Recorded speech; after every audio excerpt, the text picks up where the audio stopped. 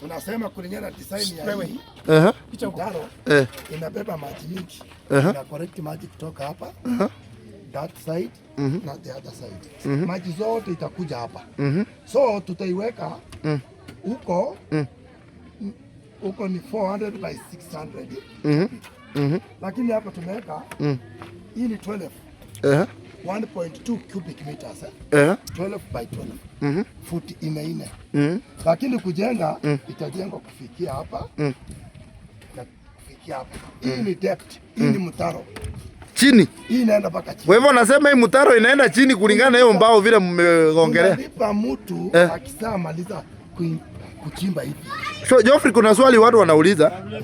Hii mtaro kuna swali watu wanauliza kuhusu hii mtaro. Hii mtaro ikifika hapa imeenda deep sana. Unaweza explain why? Tunataka due to the velocity na maji. Wingi wa maji tunataka ibebe hii maji yote isi float. That's why tumeiweka ikue pana na itafunikwa juu. So isijisipe. Ajua ikisa kuwa na gradient yenye iko very sharp, maji inateremka na speed. So in other words tunasema ya kwamba hii mtaro iko hapa iko na uwezo ya kubeba hii maji ambayo inatoka upande hii yote 3 times. Upande hii hapa juu hii street yote kuanzia soko. Hii maji yote inakuja hapa. Okay, sasa ikifika hapa chini sasa. Mtakuwa mnaweka mawe kona hii kona ya side na kona side. Mawe ni ngapi? Tunaweka mawe 4 this side. Na mawe 4 this side. Na mawe 3 chini. Alafu tunakorogea juu na D10. Tunakorogea kuweka vifuniko. So hapa itakuwa ni kama barabara. So in other words, hii mtaro iko na uwezo ya kubeba hiyo maji yote vile unasema, na pia hata kama ni gari ingekuwa inapita hapa, gari inaweza ikapita. So in other words, mnaambia watu ya area hii, watu ya mapikipiki, watu ya mabaisikeli, watu ya nini.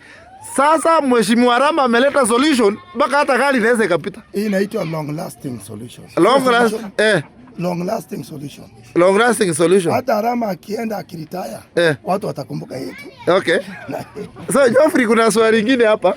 Unajua wakati ule tulikuja kuangalia mtaro usiku, hatukuwa tunaona ya kwamba hii ina uwezo ya nimeona wanafunzi wengi sana hapa, kusema kweli wa mama alikuwa analia kweli. Tumeshangaa sana kuona wanafunzi wanapita. Tumeshangaa because hizi ni shule kama 4. Kuna Muslim watoto wanapita hapa.